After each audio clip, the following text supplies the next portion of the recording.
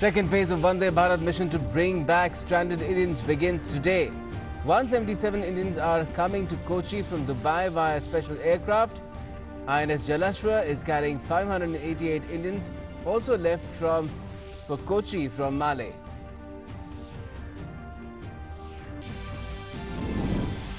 Union Finance Minister Nirmala Sitharaman to hold a fourth press conference today under the Atmanirbhar Bharat campaign to give further information in connection with the economic package announced by Prime Minister Narendra Modi in the time of crisis.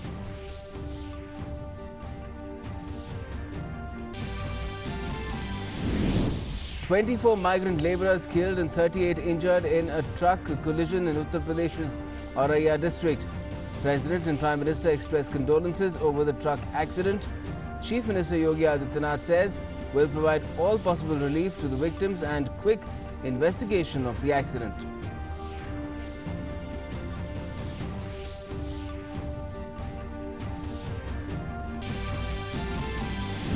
MHA asks states and union territories to ensure migrant workers do not have to walk back home and to take up the journey only in buses and Shramik special trains being run by the government.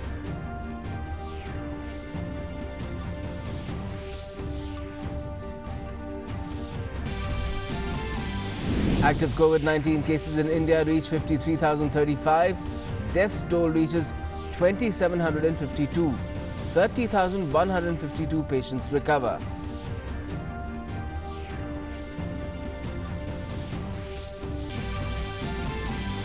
US President Donald Trump announces that US stands with India and Prime Minister Narendra Modi and we will beat the invisible enemy together.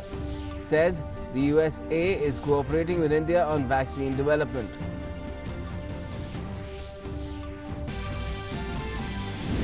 Global tally of confirmed COVID-19 cases goes over 45.43 lakh with over 3,03,000 deaths. Cases in Russia across the 2,60,000 mark. Next to US, which is the highest COVID positive cases of 14.4 lakh.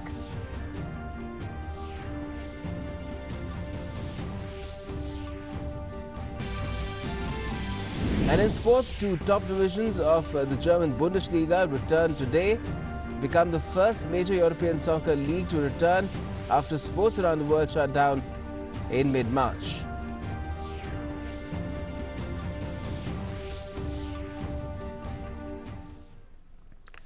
Namaskar, you're with the latest here on DD News and DD India. I'm Gautam Roy.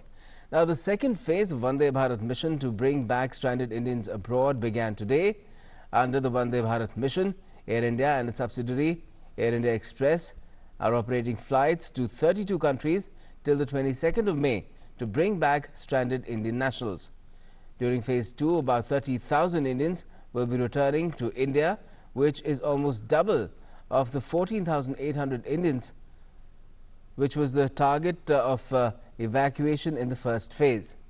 Meanwhile, a special flight under the Vande Bharat mission carrying 177 distressed Indians from Dubai will leave for Kochi. 11 flights have been scheduled from the UAE under the Vande Bharat mission. From the Gulf countries, a total of 39 flights will take back thousands of distressed Indians back to the country in the times of this unprecedented pandemic. Only asymptomatic passengers will be allowed to board the flight. We have put some medical crew also, so there are 2 doctors and 2 nurses also on the board the flight to take care of any special need arising during the journey. So we wish them, all the travelers, a very best to them, and we are happy that we were able to accommodate all the requests, whatever is in the best possible manner. Today we have this flight to Kochi, in which there are lots of distressed people who are there. We have 75 pregnant ladies who are going on this flight. There was a lot of pressure from pregnant ladies who wanted to go back, so we thought that we should accommodate as much as possible in this particular flight. We also have flights coming on this week, total 11 flights that will be going this week from here to India, and we will try and accommodate as many distressed people as possible. Meanwhile, under Samudra Setu operation, INS Jalashwa of Indian Navy has left Malé for Kochi with 588 Indian nationals. The ship is making its second trip back home from Maldives as part of Samudra Setu mission for evacuation of Indian nationals from foreign countries. The ship had earlier brought back 698 Indian nationals to Kochi last Sunday. Another ship, INS Magar, had reached Kochi with 202 Indian nationals. Union Finance Minister Nirmala Sitharaman will be holding her fourth press conference today under the Atmanirbhar Bharat campaign. The Finance Minister has already announced several measures in the last 3 days to boost the economy and bring relief to the people facing hardships due to the coronavirus outbreak in the country. In her first tranche, the Finance Minister had announced measures for relief and credit support related to businesses, especially micro, small and medium enterprises, to support Indian economy's fight against COVID-19. In her second set of announcements, the Finance Minister had announced short-term and long-term measures for supporting the poor, including migrants, farmers, small businesses and street vendors. She had also announced that the government will launch a scheme for migrant workers and urban poor to provide ease of living at affordable rent. The third set of announcements had taken care of the interests of the toiling annadata of the country, the farmers and those working in the fields. The sectors focused have been agriculture, fisheries, animal husbandry, bee culture, medicinal plants and supply chain.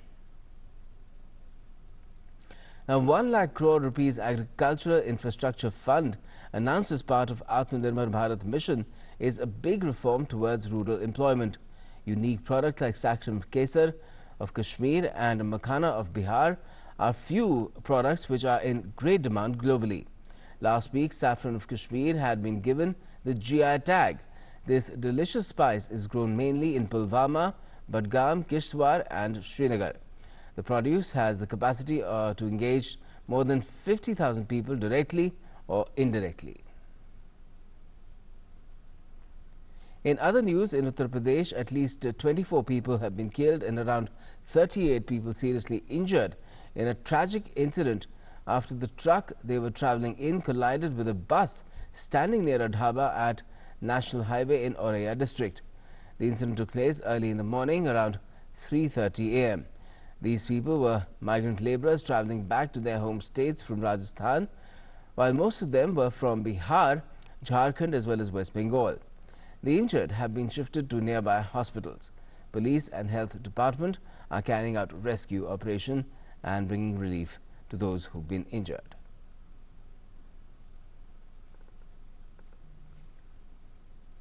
Now, President Ram Nath Kovind, the Vice President M. Venkaiah Naidu and Prime Minister Narendra Modi have expressed grief over the road accident in Auraiya in Uttar Pradesh.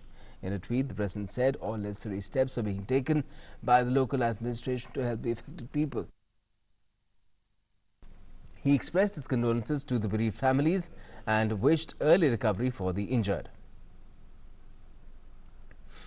Prime Minister Narendra Modi has also offered his deepest condolences to the families of the migrant labourers.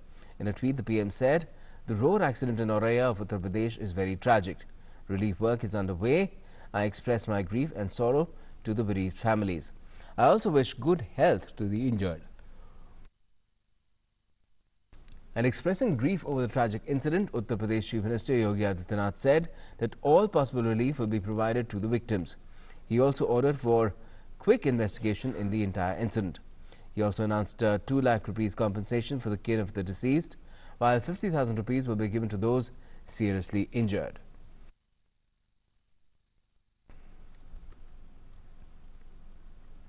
Moving on, in Jammu and Kashmir, security forces have arrested 5 terror associates of Lashkar-e-Taiba and also busted a terrorist hideout in Budgam. In a press release, Jammu and Kashmir police informed that the Budgam police, along with CRPF, have arrested the terrorist associates. Forces have also discovered a hideout being used by terrorists for shelter and incriminating materials. Huge cache of arms and ammunition has also been recovered from the place. During further investigation, 4 other terror associates involved in logistic support to the terrorists were also arrested. The police said the group was active in the area since the past few months, while a case has also been registered against them. Further investigation is underway.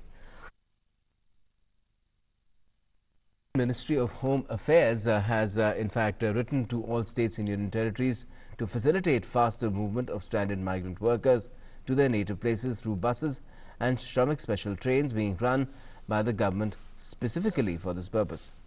Highlighting the situation wherein migrant workers are working on the roads and on railway tracks, the MHA said that in such conditions, migrant workers should be appropriately counselled, taken to nearby shelters and provided with food, water and other things till they are facilitated to board the Shramik special trains or buses to their native places.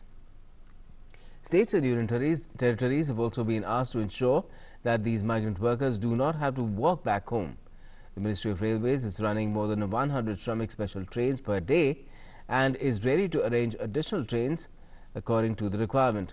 People need to be made aware about these arrangements and counselled by states and union territory governments to not travel on foot when they can travel in buses or trains being specially run by the government to facilitate their journey.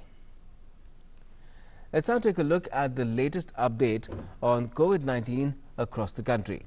In India, the total number of COVID-19 positive cases stands at 85,940 with 2,752 deaths. 53,035 active cases have been reported in the country so far, while a total of 30,152 people have been cured and discharged. Maharashtra remains the worst affected with 29,100 total confirmed cases, followed by Tamil Nadu, Gujarat as well as Delhi. Meanwhile, the global COVID-19 death toll has surpassed the 3 lakh mark, while the number of cases from across the world has crossed 45 lakh. According to the latest data, the global death toll stands at 3,07,486. The US currently accounts for the highest number of coronavirus deaths in the world, and this stands at 87,530, followed by UK in the second place. The other countries with over 20,000 deaths are Italy, France and Spain. US President Donald Trump has lauded Indian American scientists and researchers for their efforts in developing medicines and vaccines to treat coronavirus. Trump said that the US and India are cooperating to develop a vaccine for COVID-19. The US President also said US government is working with other countries to develop a coronavirus vaccine at an accelerated pace while preparing to distribute it once it's ready. Trump hopes that a COVID-19 vaccine would be available by the end of the year. He's also said that the US is looking forward to making the coronavirus vaccine available free of charge. The Director General of World Health Organization, Tedros Adhanom Ghebreyesus, has said that the scientists and researchers are working at breakneck speed to find solutions for COVID-19, while the pandemic can only be beaten with equitable distribution of medicines and vaccines. He said that traditional market models will not deliver at the scale needed to cover the entire globe, while the risk would still remain without global solidarity to overcome the virus. Speaking during the briefing in Geneva, Ghebreyesus urged the nations to invest in health as a way to minimize the impact of the future pandemics on lives as well as livelihoods. He also called on clinicians to understand a rare inflammatory syndrome similar to Kawasaki disease that has been reported in young children recently. Italy's government has signed a decree that will allow travel to and from the country from the 3rd of June as it moves to ease its coronavirus lockdown measures. It will also allow travel between the regions, which has so far been tightly restricted, from the same day. The move marks a major step in the country's efforts to reopen its economy after more than 2 months of lockdown. Italy has one of the highest death tolls in the world, but its infection rate has fallen sharply in recent days. More than 31,600 people have died with the virus in the country, the third highest figure behind the US and UK. Brazil's turmoil has worsened as within a month, the second health minister, Nelson Teich, has also resigned after President Jair Bolsonaro demanded an endorsement of risky anti-malaria drug to battle the COVID-19 outbreak. As the number of cases of the virus surged in the country, Brazilians banged pots while health workers expressed outrage over the resignation of health minister. Brazil has registered over 14,817 deaths from the pandemic, with the number of cases surpassing 2,18,220. Bangladesh on Friday reported the record single largest day increase of corona positive cases, taking the total number of infected people above 20,000 in the country. Addressing the media through a virtual briefing in Dhaka on Friday, the Additional Director General of the Directorate General of Health Services, Professor Nasima Sultana, said that 1,202 fresh corona positive cases were reported in the country over the last 24 hours since Thursday, taking the number of infected people to 20,065. During the same period, 14 people died due to coronavirus, taking the death toll in the country to 298 since the first case was detected on the 18th of March. Continuing with measures to control large gatherings, the district administration in Kishoreganj announced that there would be no Eid congregation at Sholakia, which holds Bangladesh's largest Eid congregation. It is for the first time in nearly 200 years that there will be no Eid congregation at Kishoreganj Sholakia ground. The Dubai Health Authority has launched a highly sophisticated mobile unit to conduct testing for COVID-19 in densely populated areas, especially labor camps. The testing bus will also be available to certain segments of society such as the elderly and people unable to visit health centers due to underlying medical conditions. The initiative was implemented in collaboration with the National Firefighting Manufacturing Company and Shield Me. It is equipped with internal and external isolation and sterilization systems. The advanced bus meets all regulations for protection of staff, medical professionals and people being screened.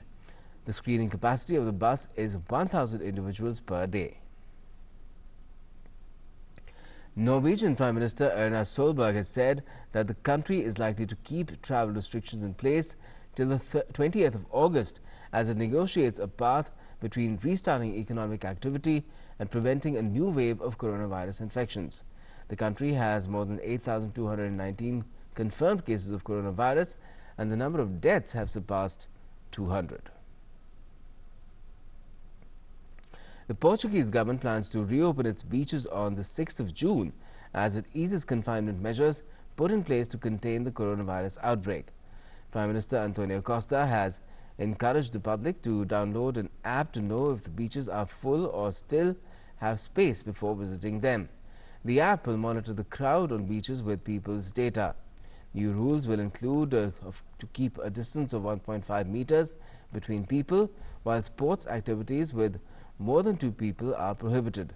The Prime Minister also urged people to adhere to the measures by themselves.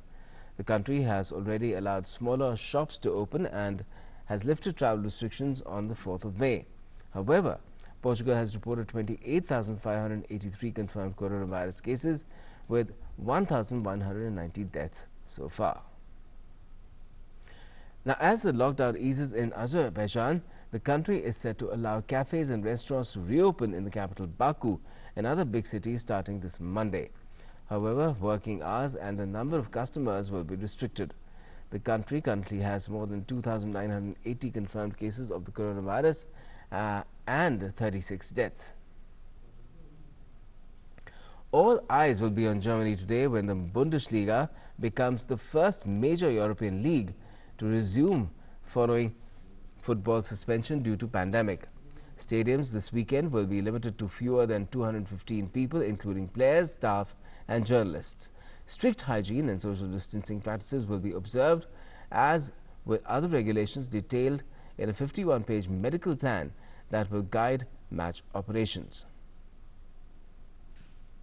And back home, the Central Board for Secondary Education will release the complete date sheet for the remaining board exams of class 10 and 12 today at 5 p.m. Union Human Resource Development Minister Dr. Ramesh Pokhriyal Nishank in a tweet informed students. Nishank said in his tweet, "Attention students, releasing the date sheet for CBSE board exams for class 10 and 12 today at 5 p.m. Stay tuned for more details." The minister had earlier announced that the CBSE class 10 and 12 exams would be conducted between the 1st and the 15th of July. And that's all we have in this edition of news for the moment. But before we wrap up, we leave you with this song released by the Central Reserve Police Force on how the paramilitary force has played a vital role in the fight against coronavirus pandemic. Take a look and have a great day ahead.